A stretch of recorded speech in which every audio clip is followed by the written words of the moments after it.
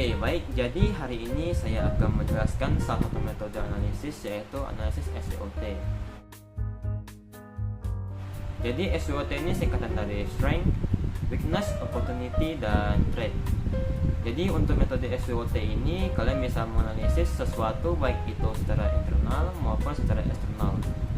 Dan kalian bisa membuat keputusan yang efektif sesuai dengan hasil yang kalian lakukan dengan metode SWOT ini.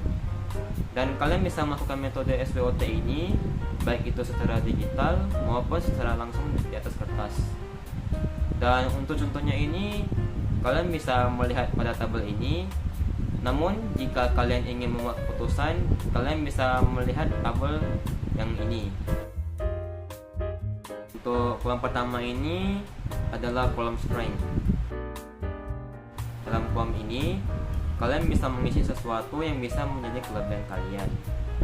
Dan dalam contoh ini, kelebihan pertama saya yaitu adalah pada saat saya kelas 8, saya itu mulai mengenal dengan yang namanya programming. Dan saya mulai serius untuk programming itu di saat saya kelas 12. Dan kelebihan saya yang kedua itu, selama saya belajar programming, saya itu menguasai dua bahasa pemrograman, yaitu bahasa JavaScript dan juga PHP. Dan kelebihan yang ketiga itu adalah saya terkadang tidak pernah putus asa ataupun menyerah dalam mempelajari sebuah error. Di sebelah kolom strength itu ada kolom weakness.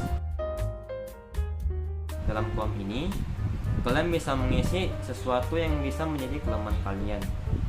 Dalam contoh ini, kelemahan saya itu yang pertama, jujur saja saya orangnya pemalas, baik itu mempelajari sebuah bahasa pemrograman baru ataupun di saat saya sedang mengerjakan proyek untuk portofolio saya. Dan yang kedua itu, saya orangnya suka ceroboh, baik itu di saat saya beraktivitas maupun di saat saya melakukan mengetikkan atau coding di dalam program saya. Untuk balasan pertama ini kalian bisa mengisi dengan opportunity. Dalam baris ini kalian bisa mengisi peluang-peluang yang ada yang akan membantu kalian dalam mencapai tujuan kalian. Dan dalam contoh ini, tujuan saya itu adalah untuk menarik calon klien dan memakai jasa yang saya tawarkan, yaitu jasa sebagai programmer. Dan peluang yang ada itu adalah yang pertama portofolio, baik itu secara PowerPoint, PDF ataupun website. Yang kedua itu ada website khusus untuk menjual jasa seperti freelancer, Fiverr dan Upwork.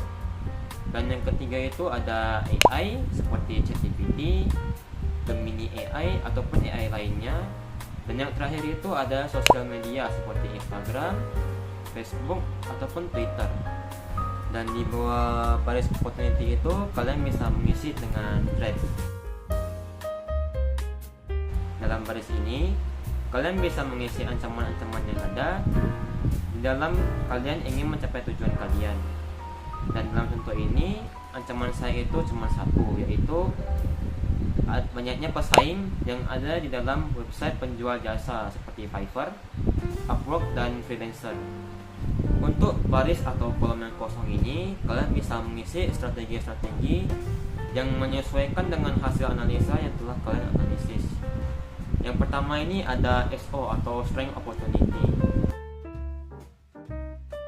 Dalam baris atau kolom ini kalian bisa mengisi strategi-strategi yang bisa memanfaatkan opportunity dengan kelebihan kalian.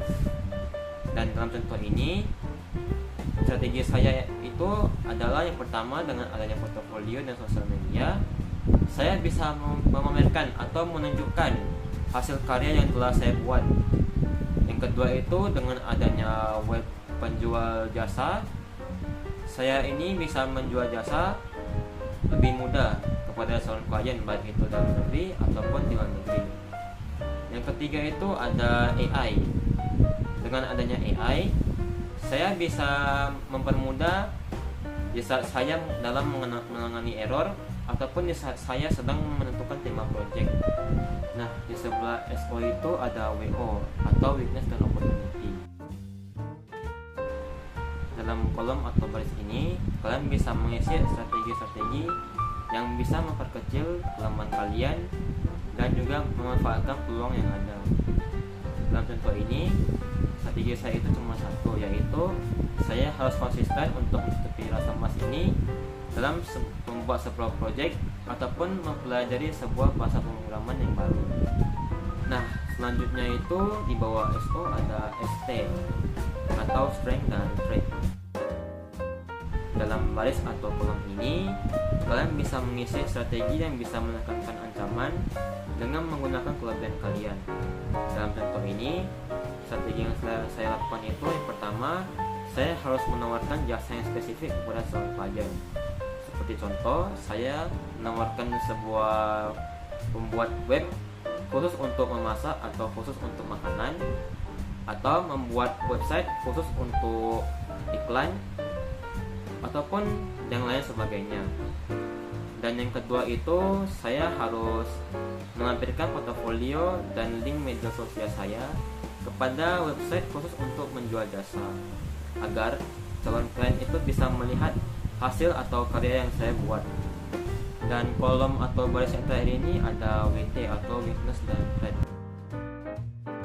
Dalam kolom atau baris ini, kalian bisa mengisi strategi yang bisa mengurangi kelemahan dan juga ancaman kalian.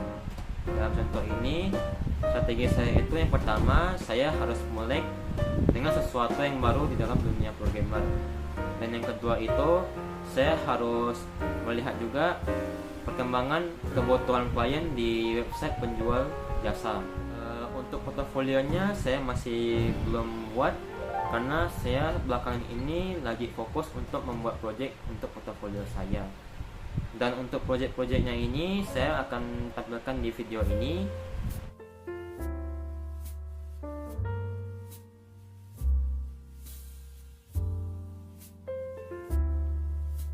Lalu kesimpulannya itu, yaitu metode SWOT ini kalian bisa melakukan di manapun, baik itu secara digital ataupun secara langsung di atas kertas. Dan dengan metode SWOT ini kalian bisa menentukan keputusan sesuai dengan hasil analisa yang telah kalian analisis. Dan segitu saja video saya hari ini. Terima kasih sudah menonton.